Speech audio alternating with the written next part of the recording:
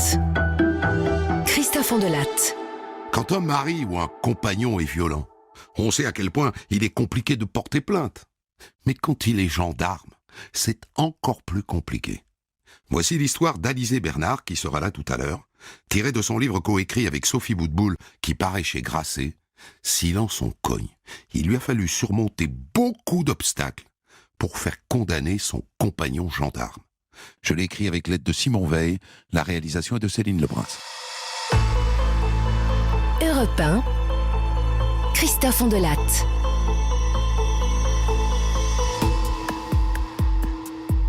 Nos regards se croisent pour la première fois durant l'hiver 2005, dans une boîte de nuit. J'ai 18 ans et lui 15 de plus. Il me parle à l'oreille, il me fait rire. À un moment, nos mains se frôlent. Et à la fin de la soirée, « Je pourrais avoir ton numéro ?»« Non, pas maintenant. » La différence d'âge. Moi, je vis encore chez mes parents, et lui, il est en instance de divorce, et il a déjà un enfant. Franchement, je ne vois pas ce qu'on a en commun.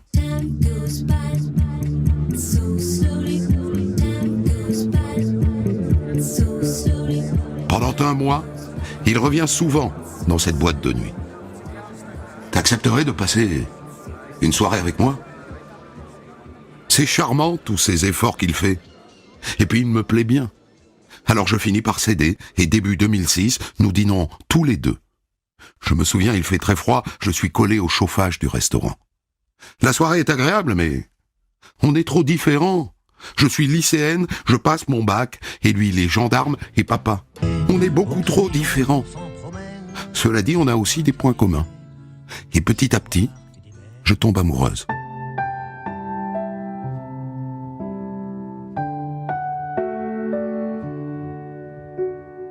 La première fois que je vais chez lui, à la caserne, j'ai l'impression d'entrer dans un petit village clôturé. Je gare ma voiture sur le parking visiteur, premier poste de garde, puis second. Vous pouvez me donner votre nom, prénom, carte d'identité, numéro d'immatriculation, s'il vous plaît, merci. Et dans le hall, une plaque émaillée. Les chiens sont autorisés, les femmes sont tolérées. Oh, t'inquiète pas, c'est comme ça dans tous les bâtiments.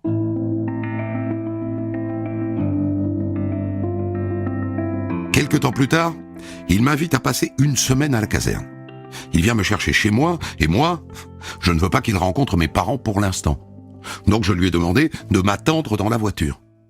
Je suis en train de terminer ma valise à l'étage. Je l'entends qui frappe à la porte. « Ah, bonjour madame. Je suis un ami de votre fille. Vous inquiétez pas, hein. Je vais faire attention à elle. » C'est trop tôt. Ça me gêne. Mais je l'aime. Je l'admire. Et pour lui, je suis la plus belle, la plus intelligente, la femme de sa vie, la 8e merveille du monde.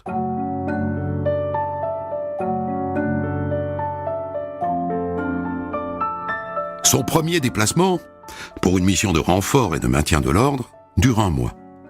Il m'envoie des messages tous les jours. Et si je sors avec des amis, il s'inquiète. Alors pour le rassurer, je ne mets plus le nez dehors jusqu'à son retour.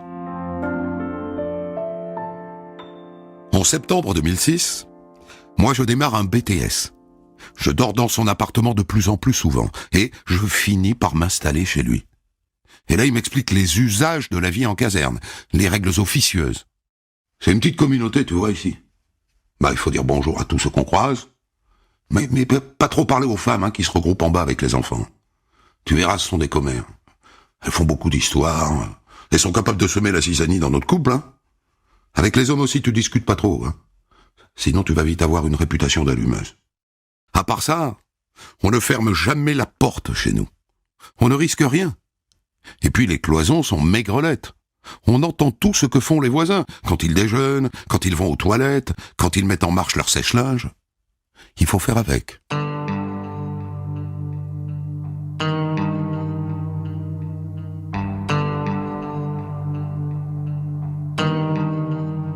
Au printemps 2008, je le rejoins en Martinique où il est en mission. Et le jour de mon départ pour Paris, parce que soi-disant il veut profiter de moi le plus longtemps possible, il m'emmène à l'aéroport au dernier moment, en voiture de gendarme, avec le gyrophare. Je trouve ça bizarre. Il fait ce qu'il veut. Il est censé faire respecter la loi, il ne la respecte pas. Et en même temps, je me dis, c'est pas trop grave.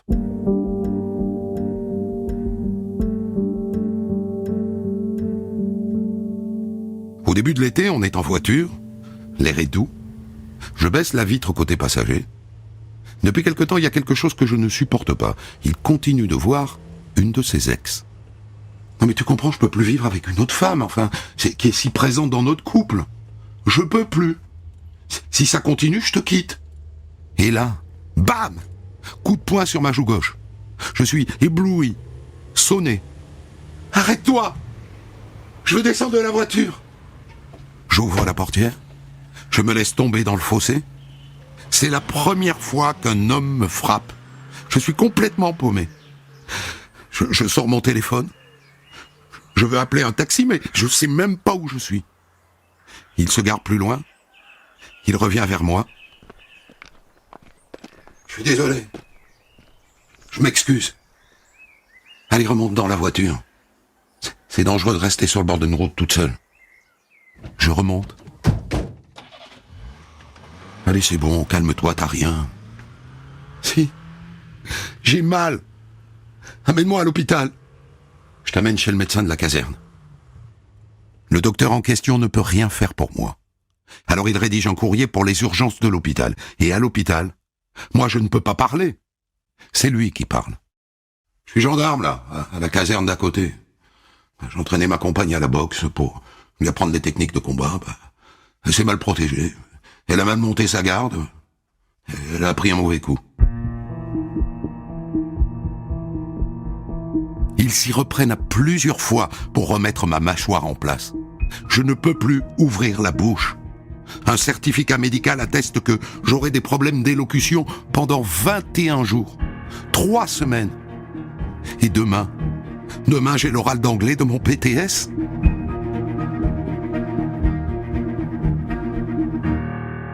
On rentre à la maison. Il file acheter des médicaments et faire des courses. Il revient avec des parfums. J'en veux pas de tes parfums. Je suis pas à vendre. Il s'excuse. Il s'effondre. Il pleure. Mais t'es la femme de ma vie, putain. Je t'aime trop. J'ai pas voulu te faire mal. Je lui dis que je ne peux pas rester avec un homme violent. Je lui dis, tu recommenceras, tu me fais peur. Et lui promet que ça ne recommencera pas, qu'il va prendre sur lui. Est-ce que c'est le fait qu'on habite en caserne qui me retient de partir? Je reste. Je le crois. Je l'aime aussi.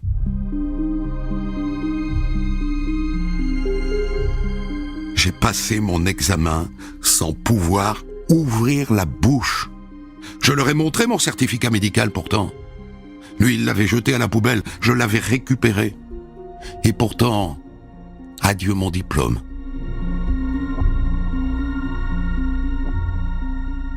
On m'a proposé un poste de chargé de clientèle dans une grande ville. Il ne veut pas.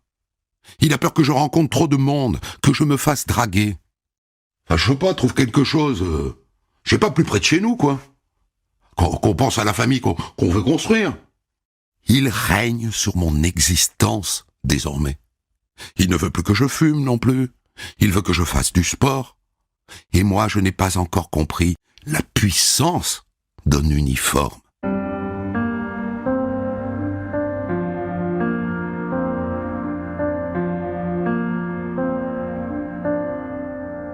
Il a recommencé, bien sûr.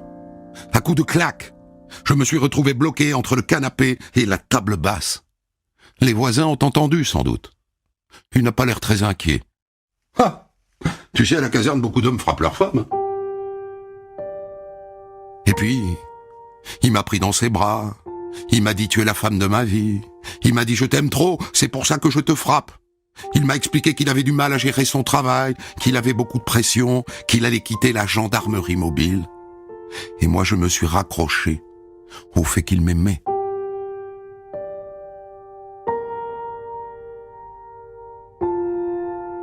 Je suis enceinte. Je suis heureuse. Ah bah dis donc. Qu'est-ce que t'es grosse? Qu'est-ce que c'est moche une femme enceinte?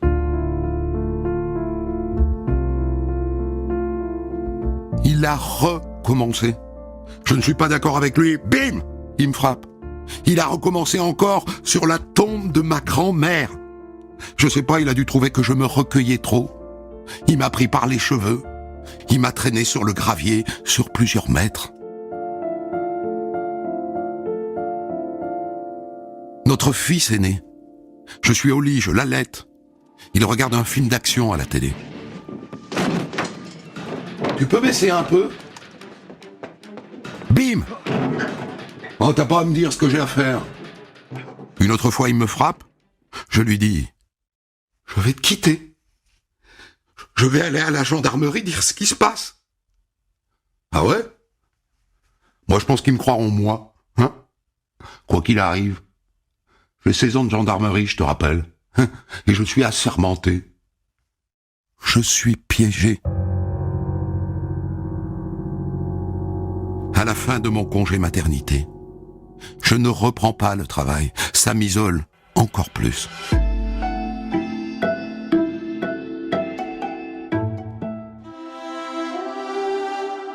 En 2013, j'appelle pour la première fois le 3919. Mais j'ai trop peur qu'il l'apprenne, alors j'en reste là. Cette année-là, je découvre aussi qu'il a des maîtresses. Je le lui dis, il me roue de coups. Et là, je rappelle le 3919. Madame, je vais vous donner un conseil. Recueillez des preuves, hein. Le plus de preuves possible. À partir de là, je me mets à l'enregistrer avec mon téléphone quand il m'agresse. En février, devant toute ma famille, il me demande en mariage. Devant les autres, je joue le jeu. Mais quand on est en tête-à-tête, je lui dis non. Non! Je suis pas un chien à qui on balance un sucre pour lui faire plaisir.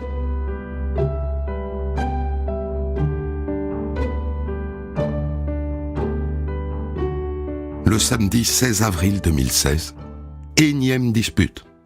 Heurté par un coup de pied, je tombe sur la poubelle de la cuisine. J'essaye de me relever. Je n'y arrive pas. Et là, il me soulève en me tenant par le cou.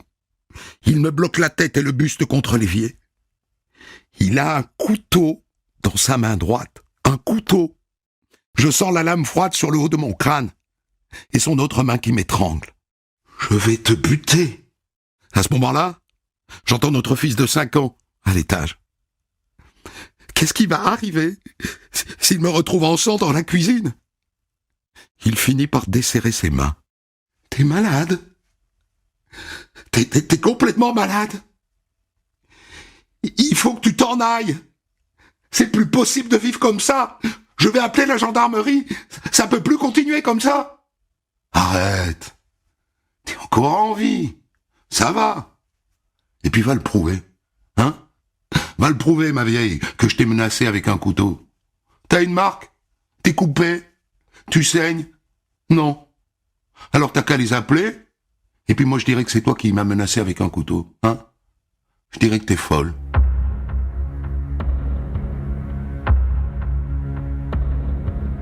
J'ai appelé la gendarmerie.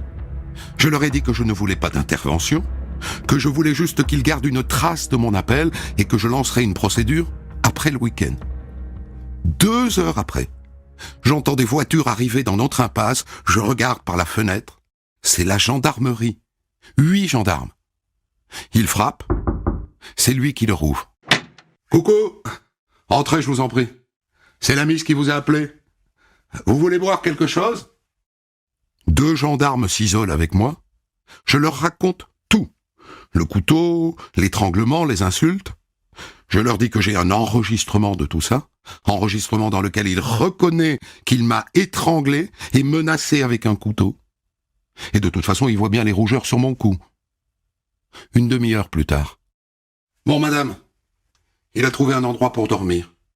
Il n'est pas placé en garde à vue. Je n'y crois pas. Je suis sans voix. On vous auditionnera demain, ok? Je vous appellerai demain matin pour vous dire à quelle heure. S'il revient, vous nous appelez, bien sûr. Hein.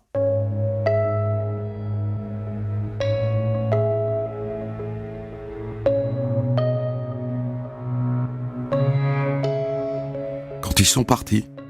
Je me barricade dans la maison. J'ai peur qu'ils reviennent dans la nuit. Je m'assois sur une chaise dans le salon face à l'entrée. Je fixe le portail avec un couteau à portée de main et une gazeuse.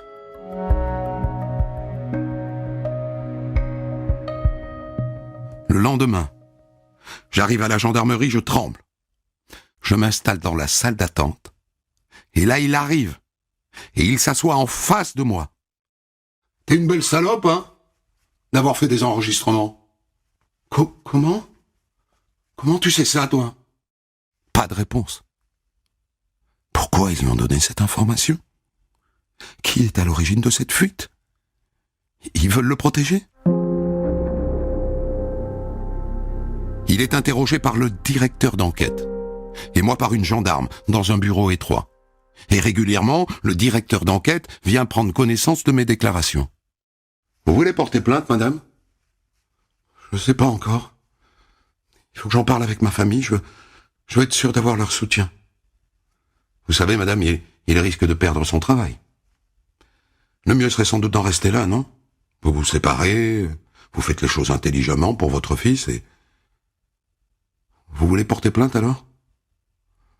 Je peux prendre un peu de temps pour réfléchir ? Je vous recontacte demain, c'est possible ? Et là, ils impriment le procès-verbal. Je le relis. Il n'est pas mentionné qu'il a utilisé un couteau.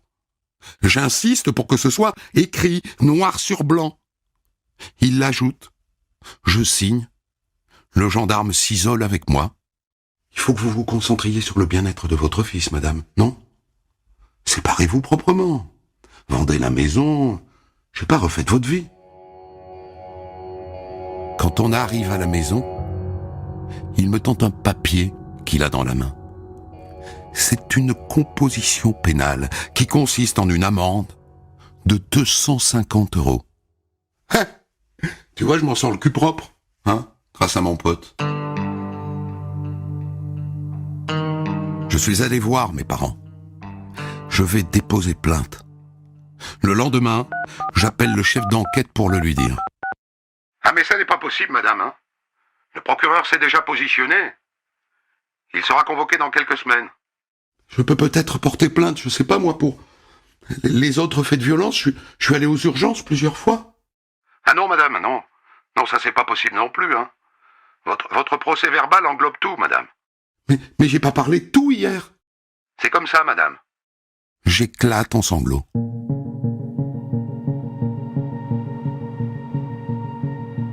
Refuser une plainte, c'est illégal. Mais ça, je ne le sais pas. Et j'apprendrai plus tard qu'ils auraient dû me rappeler 48 heures après pour me redemander si je voulais porter plainte. Ils ne l'ont pas fait. 2 semaines plus tard, je suis en rendez-vous avec mon avocate. Il m'appelle, il me laisse un message. Heureusement que je connais du monde, hein. Je vais m'arranger. Alors là, me fais pas de coups, hein, parce que là, ça va vraiment mal se passer. Hein. Je fais écouter l'enregistrement à mon avocate. Là, vous allez tout de suite porter plainte, hein. Et surtout, vous faites bien une plainte, hein. Pas un renseignement judiciaire, pas une main courante. Et si on me refuse ? C'est impossible qu'on vous refuse. Et pourtant, à la gendarmerie, ils refusent. Et ils appellent devant moi la brigade où je suis allé le jour du couteau. Et j'entends tout. Allô ? Ouais, aidez-moi, j'ai Madame Bernard devant moi, là. Elle veut déposer plainte. Tu connais le monsieur, hein ? Oui, je le connais. Écoute, prends un renseignement judiciaire, hein. Surtout pas une plainte. Il m'a donc imposé un renseignement judiciaire, ce qu'on appelle une main courante, qui a ensuite totalement disparu de la base informatique de la gendarmerie.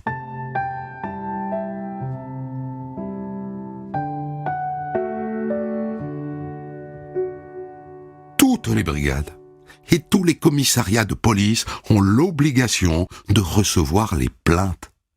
Mais moi, on m'a tout refusé. Jusqu'à ce que je rencontre une avocate, Nathalie Tomasini. Elle a appelé. Vous ne pouvez pas lui refuser une audition. Hein. Non, monsieur, non.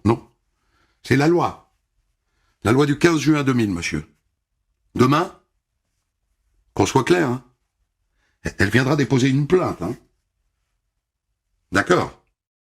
L'accueil des gendarmes a été correct. On a repris toute la chronologie des faits depuis le premier coup de poing. Ils m'ont donné un récépissé de ma plainte et une convocation pour une unité médico-judiciaire. Tout ce qui aurait dû être fait il y a 2 mois. En octobre 2016, on me confronte à lui dans un poste de police. On ne se regarde pas.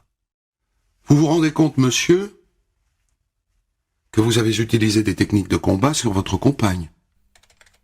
J'ai rien fait du tout. Elle n'a aucune preuve de tout ça. Elle s'est fait ça d'elle-même. Il nie tout ce pourquoi je n'ai pas fait de certificat médical.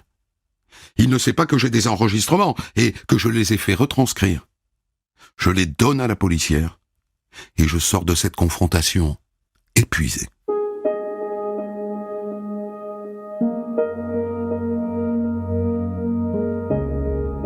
Son procès a lieu le 27 janvier 2017. Il est jugé pour 4 mois de violence seulement, alors que dans ma plainte, j'ai raconté 8 mois de coups. Le juge n'a retenu que les périodes au cours desquelles je suis allé aux urgences. Quand il arrive, il rigole. Il a l'air détendu. Moi, je suis au bord de l'implosion. Comment fait-il pour être aussi serein? Des gens passent, il les salue. Il semble connaître du monde au tribunal. Il est interrogé à la barre. Je suis conscient de mon problème. Mon problème, c'est mon agressivité. C'est le stress. Et le stress, on l'évacue de plusieurs façons. Et disons que pour moi, c'est physique, quoi. J'aurais tellement aimé qu'ils disent « C'est vrai, j'ai pété un câble, elle a subi, je suis désolé », qu'il ait une once de remords, quoi. Mon avocate l'interroge. « Vous avez des titres en sport, n'est-ce pas, monsieur ?»« Ouais. Je pratique des sports de combat depuis que je suis adolescent. » « Vous devez parfaitement savoir maîtriser vos coups avec toutes vos médailles. » « Mais non, hein. Vous êtes monsieur Hulk, une petite pitchonnette et clac, fracture du nez. Vous avez des états de service excellents, monsieur. Des médailles d'honneur, des certificats en karaté. Vous avez plein d'atouts pour défendre la veuve et l'orphelin. Et vous? Eh bien, vous avez employé cette force pour vous en servir contre une femme qui fait la moitié de votre taille et de votre poids, et en utilisant votre fils comme un outil d'intimidation.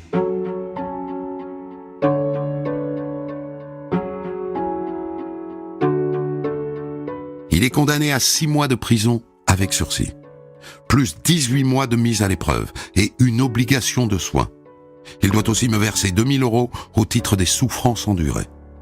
Mais ça ne sera pas écrit au bulletin numéro 2 de son casier judiciaire. Il pourra continuer à travailler. C'est un traitement de faveur parce que quelqu'un qui fait un excès de vitesse, on lui retire son permis, même s'il doit aller travailler tous les jours. Eh bien lui, on l'a épargné.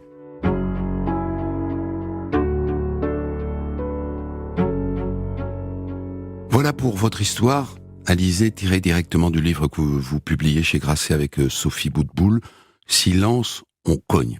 Alors vous écrivez dans le livre que vous ne comptez pas en rester là, qu'il manque 4 mois de coups que vous avez subis, qui n'ont pas fait l'objet de procès à ce jour, et notamment cette menace de vous tuer à coups de couteau. Menace d'ailleurs pour laquelle vous détenez un enregistrement. Est-ce que vous avez avancé là-dessus? Alors en fait, je compte pas forcément lancer une démarche, des poursuites juridiques à son encontre. C'est contre surtout les gendarmes qui ont été défaillants dans ma prise en charge, dans mes différentes prises en charge. Vous vous êtes lancé dans du lourd, là. Je me suis lancée dans du lourd. Vous vous attaquez à l'institution. Oui, j'ai déposé cette plainte l'année dernière, et donc devant le procureur de la République. Et cette année, au mois de septembre, il a classé sans suite cette plainte. Donc vous pouvez vous constituer partie civile. Je me constitue partie civile devant le doyen des juges d'instruction. C'est risqué. Si vous n'y arrivez pas, vous devrez payer. Oui. Votre avocat vous l'a dit. Oui. Il y a notamment, par exemple, cette main courante qui a disparu de l'ordinateur de la gendarmerie. Une bonne expertise informatique faite par un bon labo devrait la retrouver. Alors, en fait, elle était déguisée. C'est que moi, j'ai véritablement eu, sur le moment, la sensation de déposer plainte. Parce que c'est bien écrit noir sur blanc, je dépose plainte pour les faits mentionnés ci-dessous. Oui. Sauf que, en réalité, la façon dont le document est constitué, ce petit encadré qu'il y a en bas du document, montre que c'est un renseignement judiciaire. Mais lui-même a disparu, ce renseignement judiciaire. Ah oui, dans la base de données. Moi, j'ai une copie de ce document que j'ai fourni donc à l'inspection générale de la gendarmerie nationale. Ouais. Et en effet, l'enquête administrative prouve qu'aujourd'hui, il n'y a plus de traces de ce document. Ça va être dur de faire condamner la gendarmerie pour la négligence. Vous faites la même démarche que ceux qui attaquent le cardinal Barbarin dans sa ville de Lyon parce qu'il a couvert un curé pédophile. C'est-à-dire, c'est très dur d'atteindre le haut de la pyramide. Tout à fait. Alors quand vous le rencontrez, au tout début, il est en instance de divorce. Est-ce que vous savez aujourd'hui s'il a déjà été violent avec sa compagne précédente, qui était en l'occurrence sa femme? Non, j'ai pas eu plus d'infos que ça, et c'est pas des choses sur lesquelles il se serait penché, ou des confidences qu'il aurait pu me faire au début de notre rencontre. Vous savez d'où lui vient cette violence, qu'il ne semble pas contrôler, puisqu'il la regrette juste après? Je sais pas. C'est quelqu'un de sain, en fait. À la base, c'est quelqu'un qui fait du sport, qui ne fume pas, qui ne boit pas. Donc, il y a même pas il ne se drogue pas non plus. Donc, il y a même pas de facteur extérieur qui pourrait finalement engendrer ce type de violence. Mais il a été battu lui-même? Non. Il n'a pas cherché à raconter ça devant le tribunal, en tout cas. Non, du tout.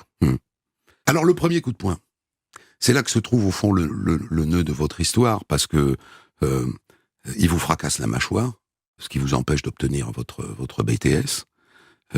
C'est la première fois, dites-vous, que un homme vous frappe. Vous avez 18 ans en même temps, donc assez peu d'expérience des hommes, et c'est à ce moment-là qu'il faut partir. Oui. Qu'il aurait fallu partir. Et comme explication, vous dites « je l'aime ». Oui. Et ça doit bien vous travailler, ça. Tout à fait. D'aimer un homme qui vous frappe. Bah, sur le moment, j'y crois vraiment quand il me dit « je suis désolé », qu'il se met à pleurer, je recommencerai plus. T'es la femme de ma vie, c'est quelque chose qui vous prend aux tripes. Au final, vous vous dites il est conscient de ce qu'il a fait. Il le regrette. Il le refera pas. Il le refera pas. Donc c'est la deuxième fois qu'il faut partir. Oui, ça devrait être la deuxième fois, en effet. Et la deuxième fois, vous dites « je me suis raccroché au fait qu'il m'aimait ». Vous étiez en dépendance d'amour, en fait. Possible. C'est un truc que vous attendiez, que quelqu'un vous aime totalement, entièrement, et c'est le piège qui s'est refermé sur vous, en fait, puisque c'était lui. Je sais pas véritablement comment ça se met en place. C'est que on a traversé des choses ensemble, et pour moi, il évoque des faits, des choses qui se passent dans sa vie pour justifier ce qui se produit. Le stress du boulot. Le stress du boulot, le stress de ce qui peut se passer. Le maintien de l'ordre. Il est garde mobile, hein, donc c'est gendarme mobile. Gendarme mobile, donc c'est quelqu'un qui, par exemple, intervient sur des manifestations. Oui. Voilà. Et donc il évoque ça. Pas que ça, aussi ce qui peut se passer au niveau familial, mais c'est une excuse, en fait. Il n'y a pas d'excuse au fait de frapper sa compagne. Et sur le moment, je l'entends. Et comme c'est pas quelque chose de régulier, de coutumier, c'est pas tous les jours. C'est pareil, on parle des violences conjugales, mais on parle pas finalement du fait que, à partir du moment où il y a même qu'un seul coup, on est victime de violences conjugales. Mais ce que les gens peineront toujours à comprendre, et je suis sûr que typiquement vos parents ont dû en parler des heures avec vous, c'est pourquoi t'es pas parti la première fois, pourquoi tu nous en as pas parlé la première fois. Vous en parlez à une copine à un moment? Oui. Alexandra, dans mon souvenir. Tout à fait. Je l'ai pas évoqué dans le récit. Et vous lui dites pas tout, hein, d'ailleurs. Vous lui dites pas qu'il recommence. Oui, enfin, elle est là le lendemain du coup au niveau de la mâchoire. Et donc, je lui dis clairement que c'est un coup, c'est un fait de violence, et que c'était pas du tout lié à la boxe ou quoi que ce soit. Enfin, ce qu'il avait pu lui exposer comme excuse. Et après, pour les autres faits de violence, non, je lui en parle pas. Et à vos parents, jamais? Mes parents, jamais. Parce qu'au moment où il est question de porter plainte et où vous tergiversez, ce qui est une erreur, vous auriez dû évidemment porter plainte le jour même, parce que ce jour-là, il pouvait pas.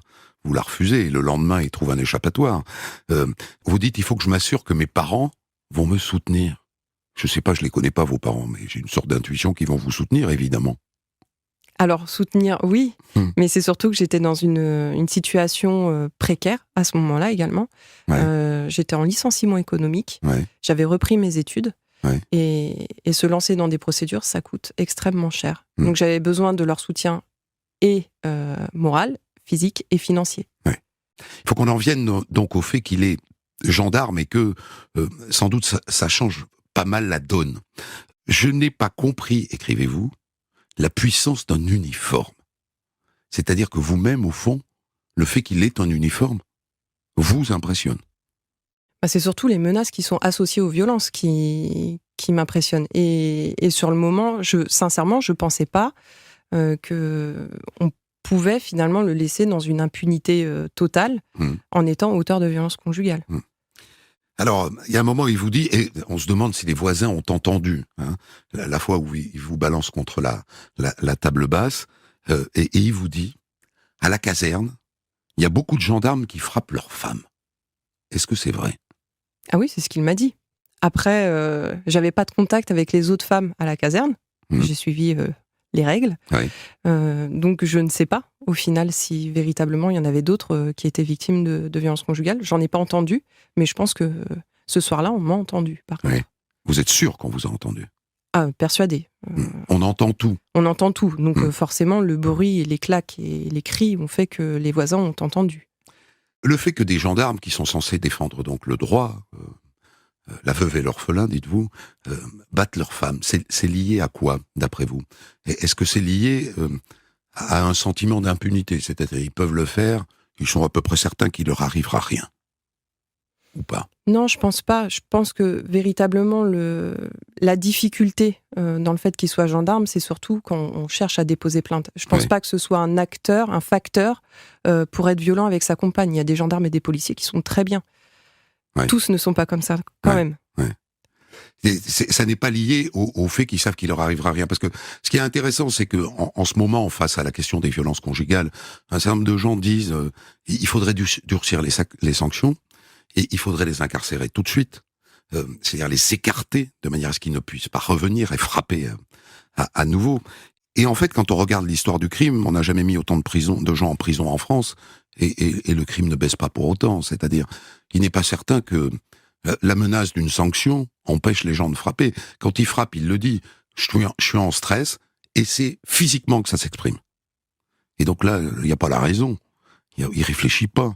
Il dit pas, oh là là, je risque de me faire avoir. Non, du tout. Vous décrivez très bien, évidemment, la relation de corps, de corporatisme qu'il y a dans la gendarmerie, qu'on peut sans doute d'ailleurs rapprocher, je sais pas, de la manière dont les évêques ont protégé les curés, dont les proviseurs de lycée ont protégé les profs, dont les hommes politiques ont protégé les hommes politiques pendant des années. C'est assez humain. Ce sont des corps très solidaires. C'est assez humain, mais en même temps, c'est gravissime. Et voilà. Je pense notamment au cas qu'on évoque dans la partie enquête du livre, de Karine, 24 ans, qui a été tuée par son ex-compagnon de 3 balles dans la tête, devant son fils. Et donc, il était, lui, policier. Policier, et il l'a tué avec son arme de service.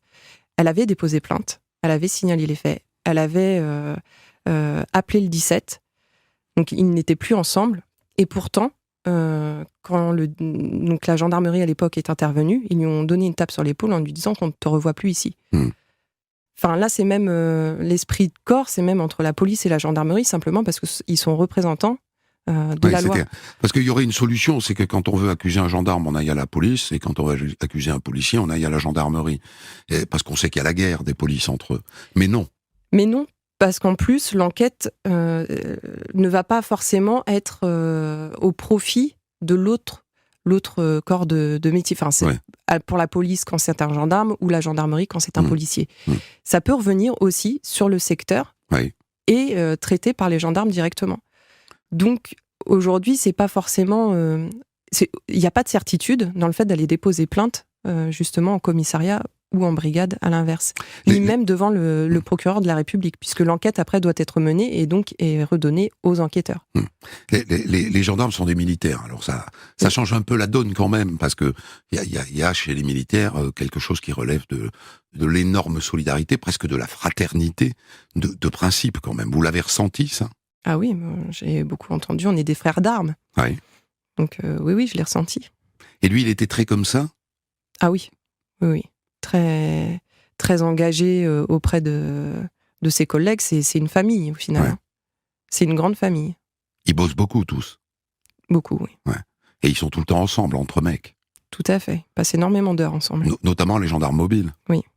Quand ils partent en Martinique, ils partent tous ensemble. Oui. Ils se racontent toute leur vie. Ah oui, c'est la famille. Les maîtresses, ils sont tous au courant. Ah oui. Merci en tout cas, Alizée, d'avoir accepté de me confier votre histoire.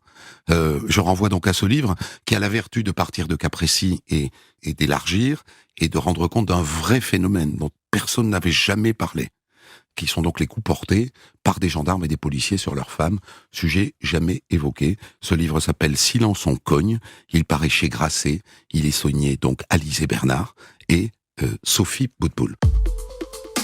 Des centaines d'histoires disponibles sur vos plateformes d'écoute et sur europe1.fr.